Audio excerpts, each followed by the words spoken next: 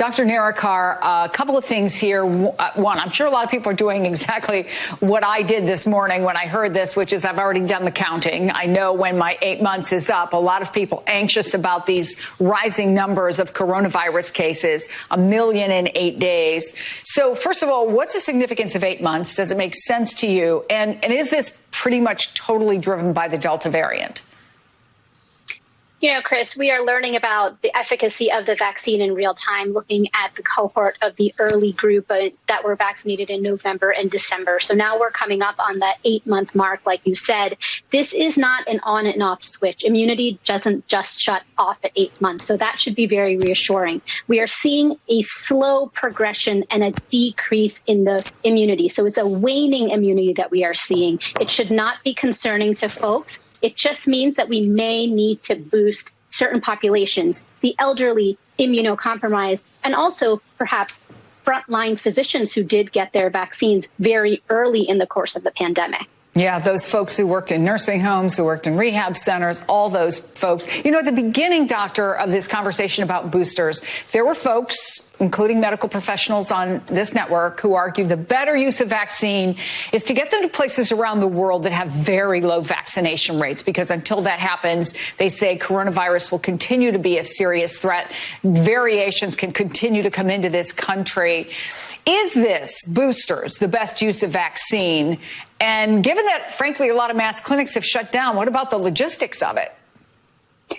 You know, Chris, that is a very raging debate right now, and I have to agree with my fellow colleagues in the medical profession that giving boosters in the U.S. is not the best use of vaccines. The lowest income countries in the world are not going to see vaccines until the year 2023. The Delta variant is going to be raging throughout the world, and we do need vaccines as frontline protection. So it is not the best use to give boosters, and the surplus of vaccine here in the U.S. should go to other countries in an effort of vaccine diplomacy. So would you say, before I get to the logistics part of it, would you actually say that by making this decision, we might be less safe or less protected in the long run?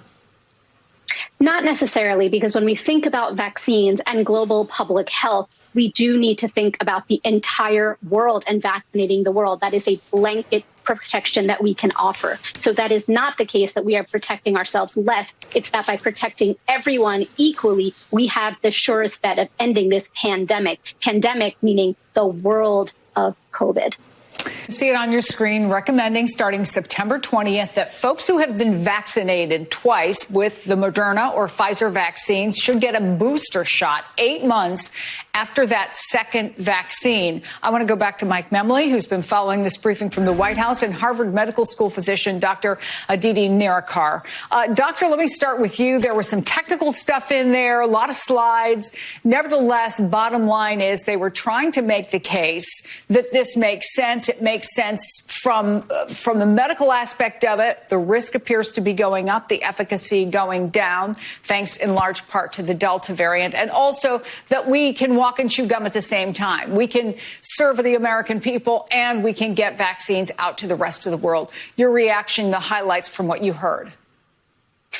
You know, Chris, I'm learning about this in real time like you, and I am frankly very surprised. I'm not surprised with the need for a booster, nor am I surprised by the science. I have great respect for Dr. Fauci, Dr. Walensky, and Dr. Murthy. Dr. Murthy and I have been friends since college. What I'm most surprised by is the rollout and the speed of the rollout. I was anticipating that there would be a stepwise rollout, first prioritizing immunocompromised people, then elderly people, then folks who have comorbid conditions. But the fact that they are saying age 18 upwards can have a booster is surprising to me, given that we know that vaccines still offer a fair degree of protection against hospitalization and severe illness. But given the fact that those folks who got those vaccines first were in those, immunocompromised, older, frontline healthcare workers, it makes sense that they're going to get them first. Some people would argue. There's also the fact that they say there's going to be 80,000 locations, 40,000 in pharmacies. Jeff Zients made it sound like they're ready to go. It's all going to be very smooth. Do you see any problems?